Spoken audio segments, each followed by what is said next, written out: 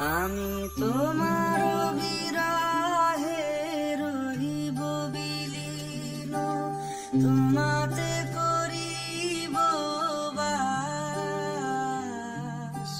দীর্ঘ দিবস দীর্ঘ রজনী দীর্ঘ বরষ।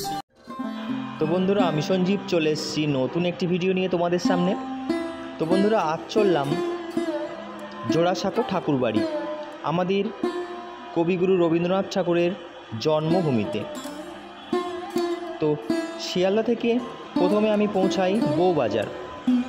সময় লেগেছিল 10 মিনিটের মতো। বউবাজার থেকে মাত্র 15 মিনিট দূরেই ছিল জোড়াসাঁকো ঠাকুরবাড়ির মেন গেট। তো এই জায়গাটির নাম হচ্ছে বউবাজার। তো জোড়াসাঁকো ঠাকুরবাড়ির মেন গেট ধরে মাত্র 5 মিনিট ভিতরে গেলেই আমাদের জোড়াসাঁকো ঠাকুরবাড়ির যে ঠাকুরবাড়িটি আছে পেয়ে যাবেন। এই গেটের ভিতর দিয়ে যেতে হবে কিছুটা দূরে। আর এই হচ্ছে জোড়াসাঁকো ঠাকুরবাড়ির সিগন্যাল। এই হচ্ছে আমাদের কবিগুরু রবীন্দ্রনাথ ঠাকুরের গ্রাম। তো দেখছো, আমাদের কবিগুরু রবীন্দ্রনাথ ঠাকুর এই গ্রামেই বাস করতেন। কবিগুরু রবীন্দ্রনাথ ঠাকুরের আমলের একটি বাড়ি তোমাদের দেখানোর চেষ্টা করলাম। পৌঁছে গেছি রবীন্দ্র ভারতী বিশ্ববিদ্যালয়ে। এটাই ছিল আমাদের প্রিয় কবিগুরুর জন্ম বাড়ি। তো বন্ধুরা, একটু টিকিটের কথা বলি।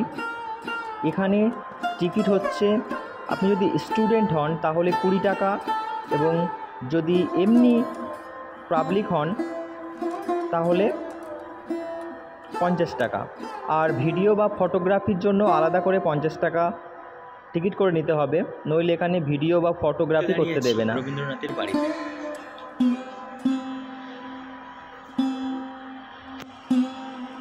আজও প্রচুর সাহিত্যপ্রেমী মানুষ যারা কবিগুরু রবীন্দ্রনাথ ঠাকুরকে ভালোবাসেন, তার টানে চলে সেই ঠাকুর বাড়িতে।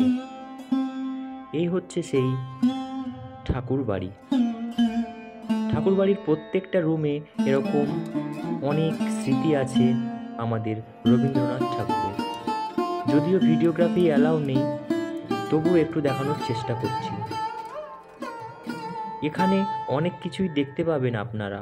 রবীন্দ্রনাথের আঁতুর ঘর থেকে শুরু করে মৃত্যু পর্যন্ত সব কিছুই এই ঘরে স্মৃতি হিসাবে রাখা আছে। বহু দূর দূর থেকে মানুষ এখানে আসেন। এবার বলি কিভাবে আসবেন। সবচেয়ে কাছের স্টেশন, মেট্রো স্টেশন হচ্ছে মহাত্মা গান্ধী রোড। তো আপনারা মেট্রো করেও চলে আসতে পারবেন এখানে।